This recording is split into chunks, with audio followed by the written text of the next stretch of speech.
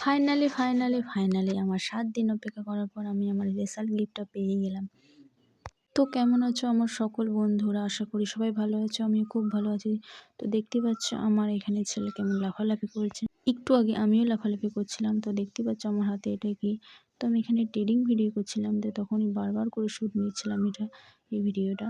তো দেখো আমার শাড়িটা কত সুন্দর লাগছে। তো ৭ দিন পর থেকে মিশো থেকে এলো।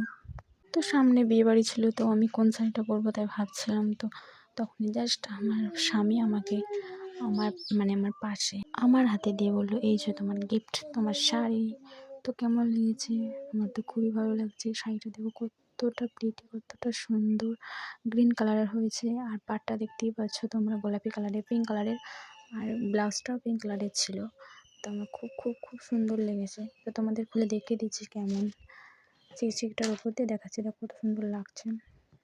তো এদিক থেকে তোমরা দেখতেই পাচ্ছ আমি আমার হাজব্যান্ডের সাথে কথা বলছিলাম। তখন ওকে জিজ্ঞাসা করছিলাম যে তুমি কী করে জানলে আমার এই ভাইরাল শাড়িটা এত পছন্দের? তখন ও আমাকে বলেছে আমি তোমাকে চুপি চুপি দেখতে রেখেছি যে শাড়িটা তোমার খুব পছন্দ হয়েছে, তাই তোমাকে কিনে দিলাম। আমার তো খুব খুব ভালো লেগেছে শাড়িটা। তোমাদের কেমন লেগেছে আশা করি কমেন্টে জানাবে। আর কে কে আমার ভিডিও কোথা থেকে দেখছো সেটা আমার কমেন্টে জানাবে। আর আমার ভিডিও তোমাদের কেমন লাগে সেটাও আশা করে কমেন্টে জানাবে। আমার তো খুব ভালো লেগেছে শাড়িটা। তো পার্ট 2 দেখাবো আমি যখন বিয়ে বাড়ি যাবো, শাড়িটা পরে আমাকে কেমন লাগছে সেটা তোমরা নিশ্চয়ই কমেন্টে জানাবে। তো এখন টাটা।